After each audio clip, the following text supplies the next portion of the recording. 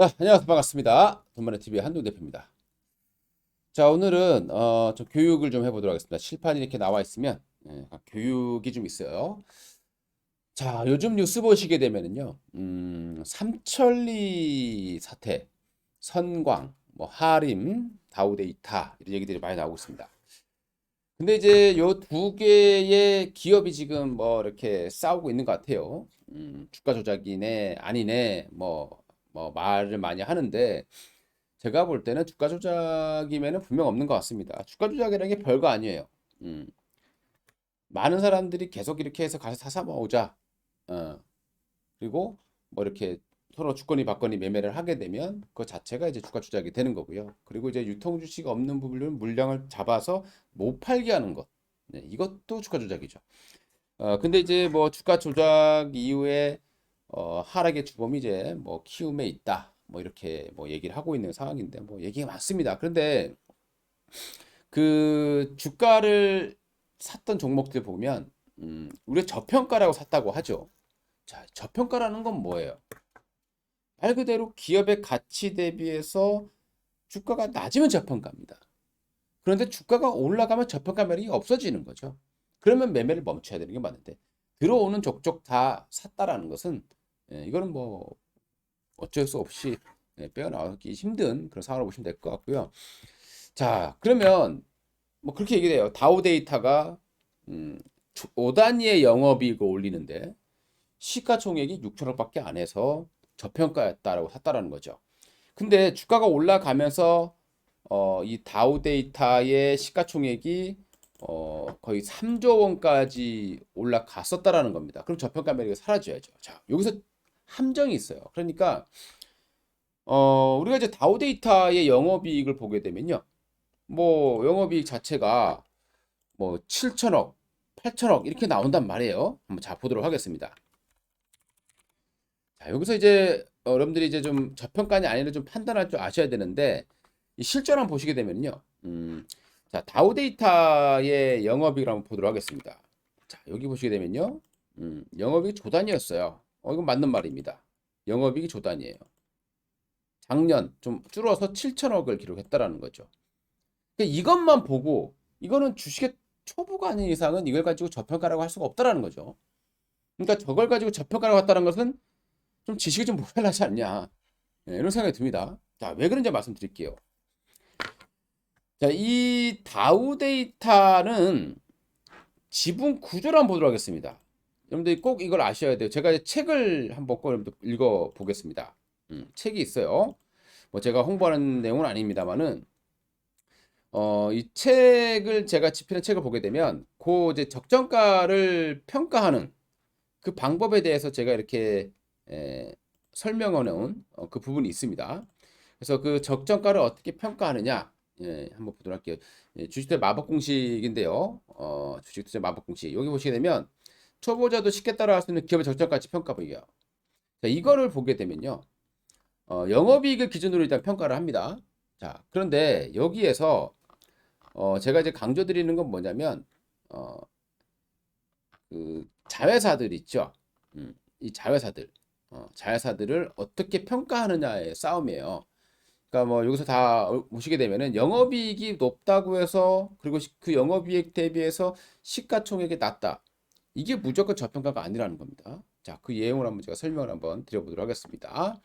일단 아까 봤듯이 다우데이터만 딱 보면 그 종목만 딱 보면 저평가처럼 보입니다. 영업이익이 조단위였는데 그 당시에 시가총액이 1조가 안 됐었으니까요. 그래서 이 다우 데이터를 이렇게 끌어올렸다라는 거죠. 자, 그런데 요걸 한번 봅시다, 여러분들. 이 지배 구조를 한번 보세요. 이 지배 구조를 한번 보도록 하겠습니다. 이 적정가를 평가할 때 이걸 절대 간과하시면 안 되는 거예요.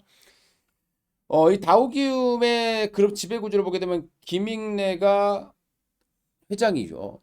그 다음에 이 사람이 다우 데이터를 가지고 있는 겁니다. 다우 데이터가 다우 기술을 가지고 있어요. 45%. 그 다음에 그리고 다우 기술이 키움 증권을 가지고 있고 40%입니다. 한국정보인증, 키다리 스튜디오, 뭐 사람의 HR 이런 기업들을 가지고 있는 겁니다. 자, 여기 함정이 있는 거예요, 여러분들. 그러면 다우 데이터라는 업체는 한번 잘 보도록 하겠습니다. 그러면 우리가 이제 IFRS라고 하면 여기 보면 IFRS죠. 연결 기준이에요. 이게 뭐냐면 쉽게 해서 지분을 50% 갖고 있거나 실질적인 경영권을 가지고 있다라고 했을 때 그 회사의 자회사들의 영업이익을 이 연결 기준에 포함을 시켜버립니다. 그러니까 내가 지분을 40%밖에 없어요.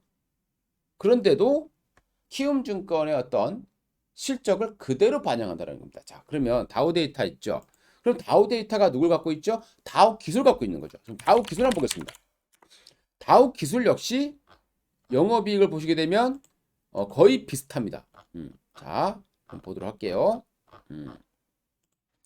다우 기술, 이거 다우 데이터예요. 다우 기술입니다. 똑같죠? 거의 차이가 없어요. 조 단위의 영업이익에. 그러니까 다우 데이터가 다우 기술을 가지고 있는 거예요. 그럼 다우 기술이 만약에 이 모든 돈을 벌었다라고 하면 그래도 저평가를 볼 수 있습니다만은. 근데 이 지분 구조를 보면 어떻게 됩니까? 다우 기술이 키움 증권을 또 가지고 있어요. 근데 그 지분이 40%밖에 안 됩니다. 근데 이 다우 그룹의 거의 모든 실적은 어디서 나오겠습니까? 키움 증권에서 나오는 거죠. 키움증권의 영업이익이 거의 몇백억을 제외하고 나면 7천억 중에 1조 중에 거의 대부분이 이 다우 이 데이터 다우 기술 그 다음에 키움증권 결국에는 키움증권이 번 돈을 다우 데이터를 잡히고 다우 기술도 잡히는 겁니다.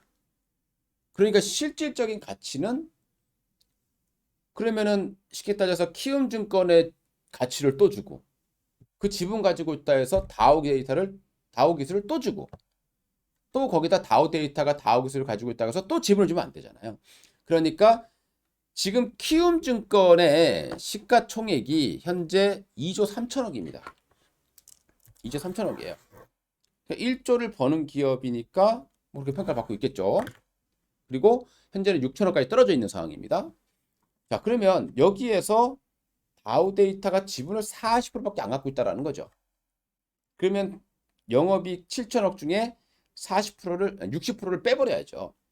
그러면 다우 기술은 또 다우 데이터가 가지고 있죠. 그러면 다우 기술이 벌어들인 걸 또 삭감을 해야 되겠죠. 그러니까 이걸 가지고 저평가라고 얘기하는 것은 말도 안 되는 그런 상황이라고 보시면 되겠죠. 우리가 이제 에코프로도 마찬가지가 될 겁니다. 에코프로도 향후에 에코프로 머티리얼즈가 상장을 하고 에코프로가 에코프로 BM을 가지고 있고 에코프로 BM이 또 에코프로 HN 가지고 있다고 봅시다. 그럼 그걸 다 빼야 되는 거예요. 자, 일례로 해성산업이라는 종목을 한번 볼게요. 자, 해성산업입니다. 자, 해성산업이 지금 영업이익이 얼마가나 보도록 하겠습니다. 해성산업이에요. 자, 해성산업 영업이익을 보도록 하겠습니다. 2천억입니다. 작년에 2천억을 벌었어요. 영업이익만요. 매출이 조단입니다. 그런데 해성산업의 현재 시가총액은 3천억입니다.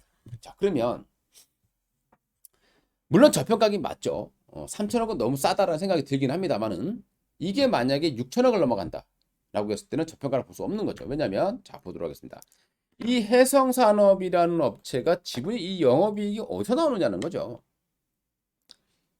해성산업의 영업이익 태반은 대부분은 해성 DS에서 나옵니다. 해성 DS 영업이익을 보도록 하겠습니다. 해성 DS의 영업이익을 보시게 되면 2천억입니다. 그러니까 해성 DS의 영업이익이 고스란히 모기업이라 할 수 있는 경영권을 행사하고 있는 이 해성산업에 잡히는 거예요. 그러면 해성산업의 시가총액을 또 주고 8천억이잖아요. 지금 그죠? 그리고 거기다 해성산업에 또 그 평가를 줄 수는 없지 않습니까? 그래서 다우데이터는 저평가가 될 수가 없는 거예요. 그러면 다우 데이터의 적정 평가를 어떻게 하느냐? 그래서 제가 이제 아까 보여줬던 그 책에 자세하게 써놓은 건데요. 그러니까 이제 거기다 뭐 부채비율도 상향을 해봐야 되고 여러 가지가 있습니다. 이 지분만큼만 실적을 잡아줘야죠. 지분보다도 원래 더 적게 잡아줘야 되는 게 맞습니다. 예, 그래서 우리가 눈에 보이는 이 기업들의 영업이익을 가지고 시가총액과 비교했을 때 저평가다 이렇게 얘기하는 건 절대 되지 않습니다. 그래서 그 돈이 누가 버느냐? 내가 직접 버느냐? 아니면 자회사를 통해서 버느냐? 만약 자회사를 통해서 버는데요. 자회사가 상장이 되어 있지 않다라고 하면 저평가가 될 수 있습니다. 하지만 자회사가 상장되어 있다라고 하면 자회사의 가치를 이미 받고 있다라는 거예요. 근데 거기다가 또 그 지분을 가지고 있다고 해서 그 기업에게 또 다시 평가를 준다. 이거는 이중장보가 된 거고, 이중 계산이 될 수밖에 없는 겁니다. 그래서 오늘 제가 이 부분을 뉴스를 보면서 말씀드리는 건 뭐냐면요.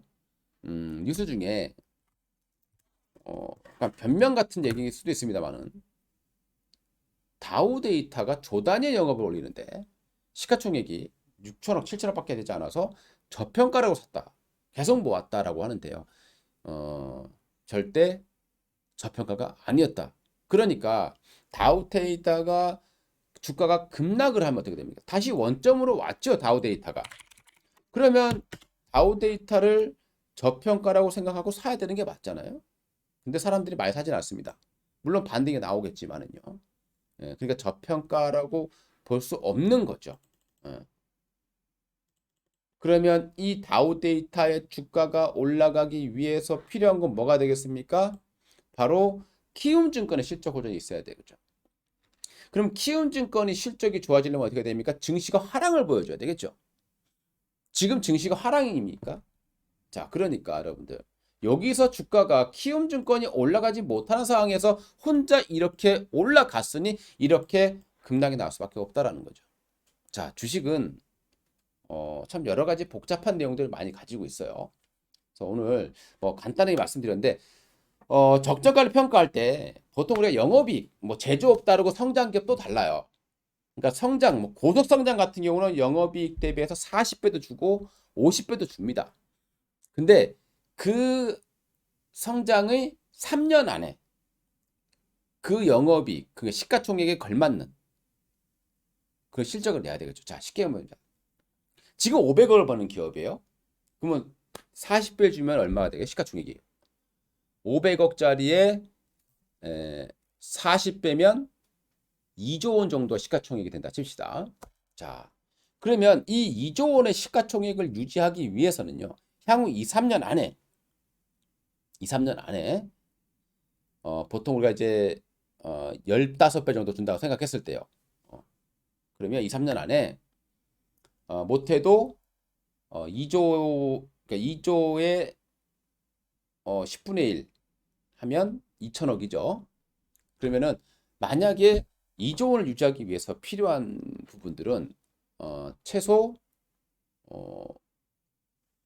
1년에 영업이익이 2천억, 3천억 정도는 벌어줘야 되는 거거든요. 그래야 이 가격이 유지될 수 있는 겁니다. 그렇게 평가하는 거고요. 거기다 만약에 부채 비율이 막 100% 넘어간다라고 했을 때는 그 부채 비율 100% 넘어갈 때마다 저는 20%씩 디스카운트를 해버리는 거예요. 이 기업이 쉽게 해서 특히 자동차 부품을 좀 봅시다. 영업이익이 1,000억을 버는데 우리가 10배를 잡아주면 얼마입니까? 시가총액이 1조가 되겠죠? 1,000억 버니까 10배니까 1조가 됩니다. 그렇죠? 1조인데 이 기업의 부채가 200%예요. 그럼 100% 넘어갈 때마다 20%씩 디스카운트하라 그랬잖아요. 그죠? 그러면 1,000억을 번다고 했을 때 100% 넘어가면 80%. 그죠? 그럼 8,000억이 적정가가 되는 거고 200% 넘어가면 또 20% 디스카운트해서 6,000억 정도가 적정가가 되는 거거든요. 이렇게 평가하는 거고 거기에 이제 그 영업이익이 본인이 사업해서 버는 게 아니에요. 지분 투자라는 회사가 벌어줬다라고 하면 그 지분만큼만 평가를 해야 되는 거죠. 자, 쉽게 말해서요. 1,000억을 버는데 그 1,000억 중에 대부분 수익이 다 자회사 거예요. 근데 내가 그 자회사 지분을 40% 갖고 있다 칩시다. 그러면 400억이 내가 가져오는 수익이 되겠죠. 그럼 그 400억을 잡아야 되는 겁니다. 예. 그 400억에 10배 하면 4천억이 되겠죠. 이렇게 평가를 하셔야 된다는 겁니다. 그러니까 무작정 이 기업은 영업이익이 높은데 시가총액이 낮다. 이게 저평가다. 이렇게 판단하시면 큰 착오다라는 거 여러분들 교육 삼아 좀 알아두셨으면 좋을 것 같습니다. 이게 이제 기업들의 적정 가치 평가하는 방법이고요. 보통 이제 주가는 그 적정 가치가 녹아 있어요. 기업 자체에. 녹아 있는 겁니다. 그러니까 그 자리에 있는 거죠. 그러면 그 저평가라는 게 해소되면서 주가가 올라가는 것이 아니라 그 자회사들의 실적이 좋아질 거다라는 전망이죠. 그 전망이 있을 때 주가가 올라가는 겁니다. 저평가라서 올라가는 게 아니라 그 기업의 자회사들 실적이 이제 어떤 업황이 좋아져서 실적이 좋아질 거다라고 판단돼서 올라가는 거죠. 그렇게 여러분들이 판단해 주셨으면 좋을 것 같습니다. 약간 어려운 내용일 수도 있는데요. 뭐 나중에 시간이 되면 이 정도 계산하려면 사실 1시간 이상의 강의가 필요합니다. 이제 짧은 시간에 하려다 보니까 조금 복잡하게 느껴질 수 있지만 쉽게 생각하시라는 거예요. 보통 내가 다 번 돈이다 라고 하면 영업이익에 보통 10배 준다. 적정가는. 예. 성장이 좀 되는 뭐 제조업들 반도체라든가 뭐 이런 좀 성장성이 있는 애들은 한 15배 준다. 근데 갑자기 실적이 뭐 급속도로 좋아지는 기업이다. 하면서 한 40배 준다. 이렇게 좀 보시면 되고요. 그리고 이런 가치를 평가할 때 통용되지 않는 기업들은 적자 기업. 그리고 바이오주 같은 경우에는 이런 걸로 평가할 수 없고, 그리고 뭐 기술만 보고 이렇게 성장성만 보고 투자하는 기업에는 이런 방법은 통하지는 않습니다. 이거는 전형적인 어떤 실적주들을 평가를 할 때, 그 기업들 적정가를 평가할 때 사용하는 방법이다. 이렇게 보시면 어느 정도 맞습니다. 그러니까 1,000억을 버는 기업이다. 영업이익이. 그러면 시가총액은 1조에서 1조 5천억 정도가 적정가가 되겠죠. 근데 업황이 갑자기 너무 좋아져요. 막 밀물듯이 막 주문이 물어옵니다. 한 2년 뒤에는 내가 볼 때, 3천억, 4천억 벌 것 같아요. 그러면 시가총액은 4조, 5조까지 올라갈 수 있는 거죠. 자, 이렇게 판단하시면 되겠습니다. 어려우신가요? 네. 어려우시면, 어, 주식 투자의 마법 공식, 한 번씩 보시면 좀 이해가 좀 쉽게 되실 것 같습니다. 자, 해상 돈마리 TV 한돈 대표였습니다. 구독 꼭 해두시기 바라겠습니다. 도말 TV 구독 많이 하시면요, 여러분들 주식 하시는데 이래저래 도움되는 지식을 많이 받게 되실 거다라고 제가 약속드릴게요. 오늘 방송 여기서 마치도록 하겠습니다. 감사합니다.